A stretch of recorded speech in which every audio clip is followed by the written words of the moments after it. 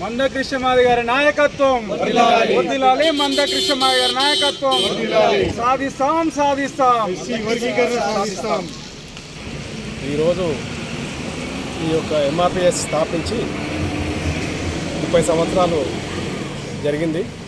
మరి ఈ యొక్క వ్యవస్థాపకులు మందకృష్ణ మాదిగ గారు ఈరోజు బర్త్డే సందర్భంగా వారికి కూడా భగవంతుడు మంచి ఆరోగ్యం ఇచ్చి ఈ ఏబిసిడీలు సాధించేంత వరకు ఆయన పోరాడాలని చెప్పేసి కూడా ఈ సందర్భంగా ఆయనను అభినందిస్తున్నాం.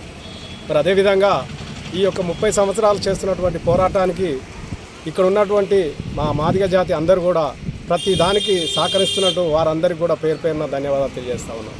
ఎందుకంటే ఒక్కరోజు కాదు 2 రోజులు కాదు 30 సంవత్సరాలు అంటే ఇది ఒక పెద్ద చరిత్రనే ఉంటుంది.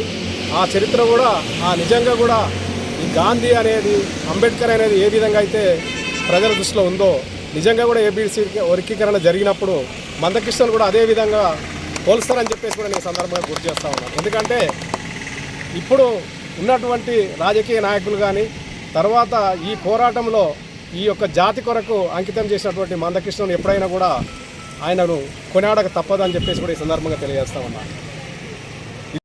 ఆ చివర్ల ఫలితాలు కూడా మన జాతి వాళ్ళందరూ కూడా దాన్ని పొందుతారని చెప్పేసి కూడా ఈ సందర్భంగా తెలియజేస్తూ మరి ఈ యొక్క ఈ అమరవీరులకు జోహార్లు చెప్తూ మరి అదేవిధంగా ఈ ప్రోగ్రామ్ను చేసినటువంటి నరసింహరావుకు కూడా ధన్యవాదాలు తెలియజేస్తూ ఇక్కడ వచ్చినటువంటి మాదిగ జాతి సోదరులు అందరికీ కూడా పేరు పేరున ధన్యవాదాలు తెలియజేస్తూ వారందరికీ కూడా ధన్యవాదాలు తెలుస్తూ సెలవు తీసుకుంటా ఉన్నాను. జై మాదిగ. జై పోరాట సమితి 7 తారీఖు 7వ నెల 1994లో స్టార్ట్ అయింది. ఇప్పుడు 24-24 30 ఏళ్ళ ఉద్యమము మందకృష్ణ గారు జాతిని ఒకతాటిపై నిలిపి మన జరుగుతున్న అంబేద్కర్ గారు రాజ్యాంగం రాసిన ప్రకారము ఆ రాజ్యాంగ రిజర్వేషన్ ఫలాలు అన్ని కులాలు 59 కులాలు ఉన్నాయి. ఎస్సీలు దాంట్లో మాదిగలు మాదిగ ఉపకులాలు కొన్ని వర్గాలే లబ్ధివంతులైన ఉద్దేశంతో అంబేద్కర్ రాసిన ఆ ఫలాలు రిజర్వేషన్లు అందరికీ చెందాలని 30 ఏళ్ళ సార్లు ఉద్యమం చేస్తున్నాడు. అది మధ్యన వచ్చినట్టే వచ్చి ఒక 4.5 ఏళ్ళు చంద్రబాబు నాయుడు వర్గీకరణ అయింది. మళ్ళీ దాన్ని మా సోదరులు సుప్రీంకోర్టులో కేసు వేయడం జరిగింది. అది రద్దు చేయడం జరిగింది.